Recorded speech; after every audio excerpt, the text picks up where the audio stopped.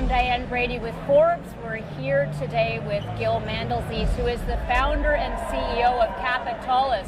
I believe that cheer was for you, Gil. How are you doing? So. If not, it should have been.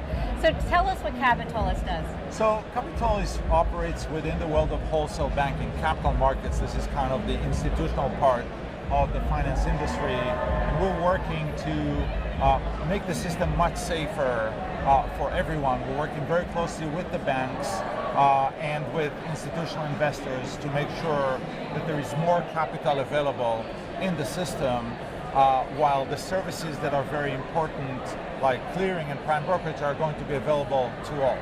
So if I would just say, on the back of the financial crisis, the good news is banks are safer. The bad news is services that only they can provide are less available as a result of that. We're bringing the capacity. So you create a platform to bring those two together. Exactly. So who are you disrupting? Well, I don't think we're disrupting. I know you're hit unicorn status, so you're obviously doing well in your disruption path. And we're doing well. What we're doing is working actually with the entire community to be able to connect people. So we're not disrupting. If we're disrupting anyone, it's people who thought that they can replace banks. I'm not sure that it's true in the retail world, but certainly in the wholesale banking world, we don't want that. These banks are heavily regulated. They have systems that were built over, decades, billions of dollars. We want to make this accessible to everyone. So what we're doing is we're connecting the two sides of the market for the benefit of everyone. So let's talk about some moments in time where that would be very useful. So Russia, for example, all Definitely.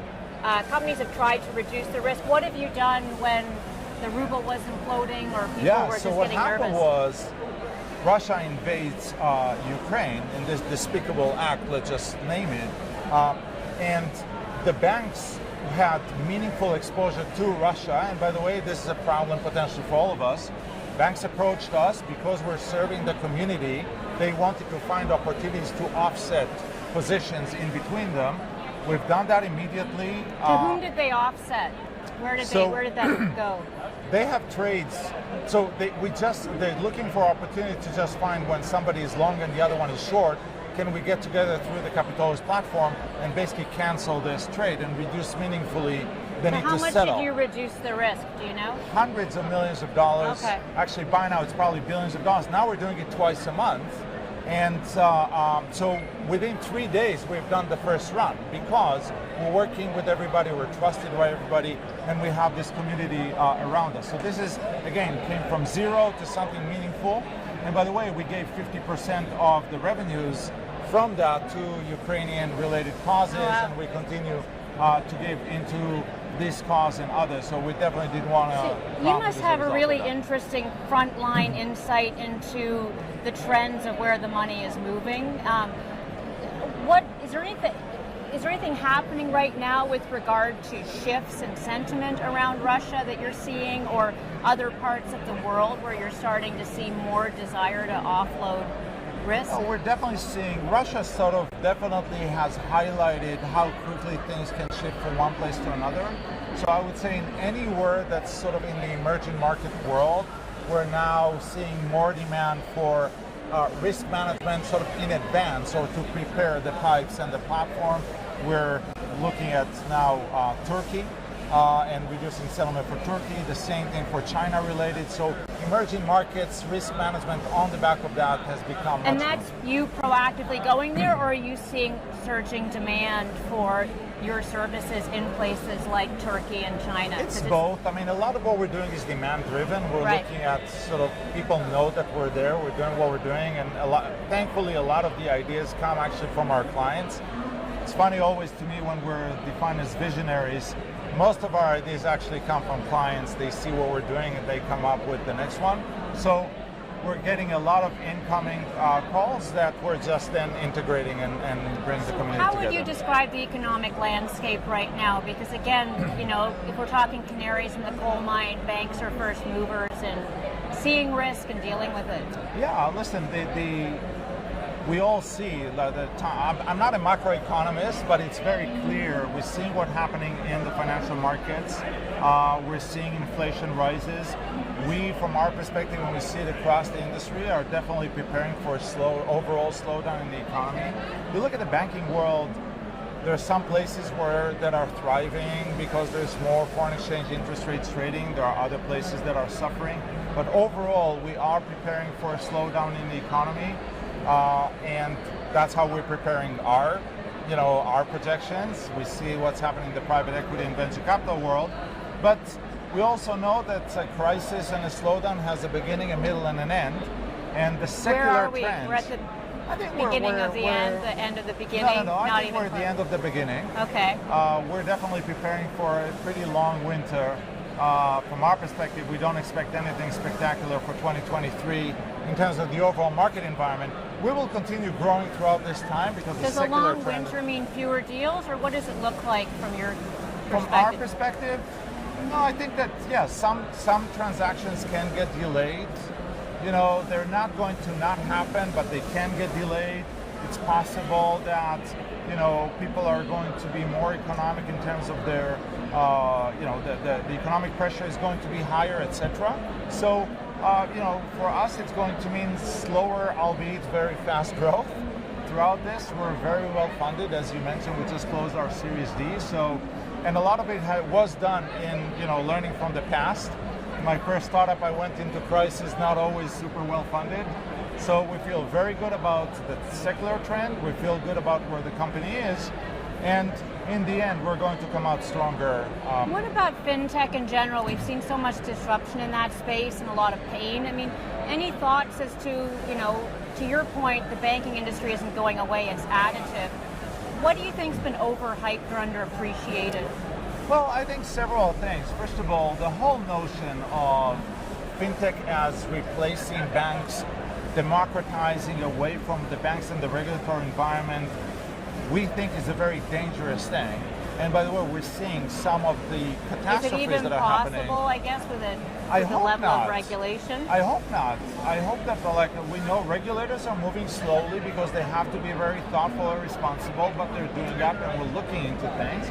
And we hope, regulations are there to protect us, all of us, and the whole notion of, we're going to move away from the banking environment and all of these startups are going to completely disrupt this world is something that I think was way overhyped. Right. It doesn't work, thankfully, and we're going to go back to normal. I mean, you're not, I'm at least old enough to have experienced the beginning of the internet and the internet bubble. Oh no, I'm old enough for that too. And everyone was saying at the time, now that there is the internet, there's going to be no banks.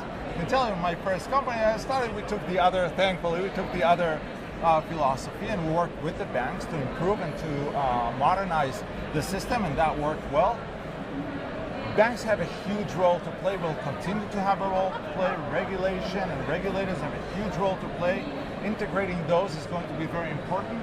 And that part is, I think now we're going to see a maturity and improvement in the system. So the missing links, the connective tissue to sort of the new world, essentially, for banks, which is what you're If you remember back then, people were talking about new economy and old economy. There's an economy, and the economy evolves, and bringing those together is where I think we're going to land. I want to pivot a sec, because when you mentioned Russia's invasion of Ukraine, you said despicable, and you've been out there quite a bit, whether it's Roe v. Wade, basically you're Gun not control. afraid to speak your mind. Why is that?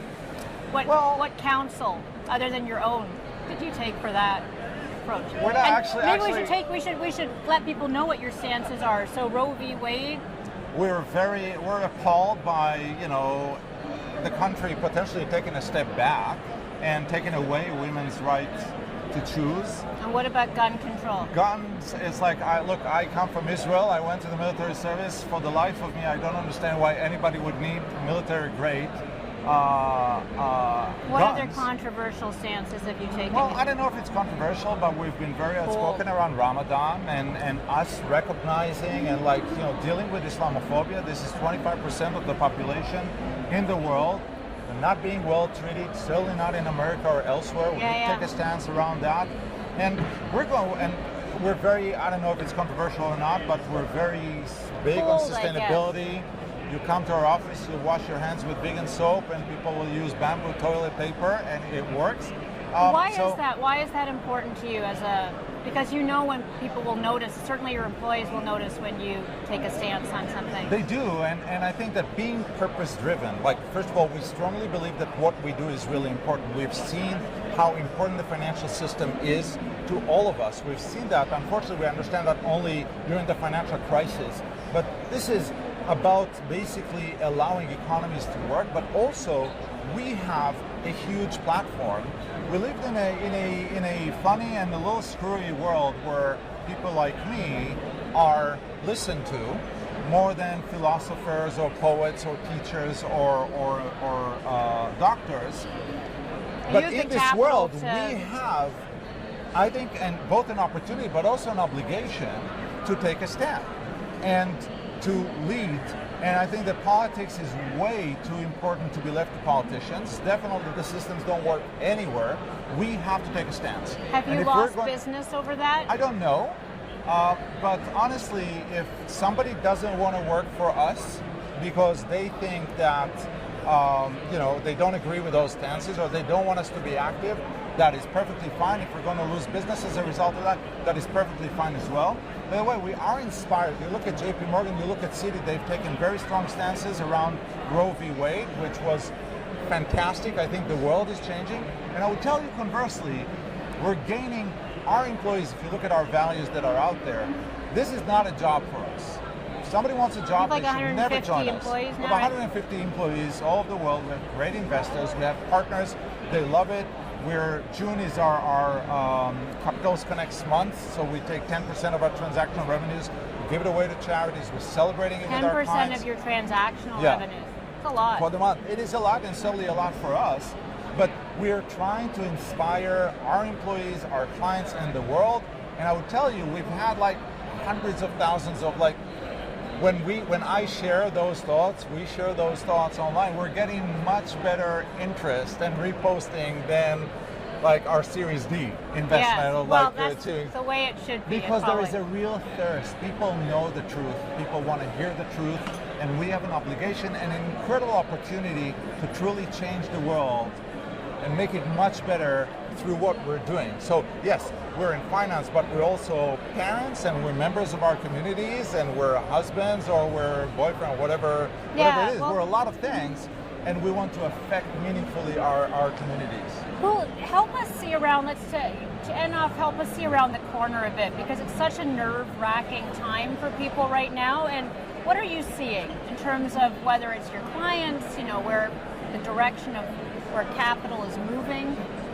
Look, we've seen this before, right? So, I've been doing this now for going on 25 years and being in the technology and do you see it as a replay of the Yes, post.com? to me it really reminds me of the post.com bubble. Get the pets.com out of the way and go back to absolutely innovating. A lot of them and it was back to just let's just all calm down. We go back to fundamental business that needs to be robust and needs to be built in a scalable way. The good news is there is much more capital. Companies are better financed, so there's going to be less companies, good companies that were caught completely flat-footed, which happened back then. But I think it's back to basics. Is there still a role for digital currencies?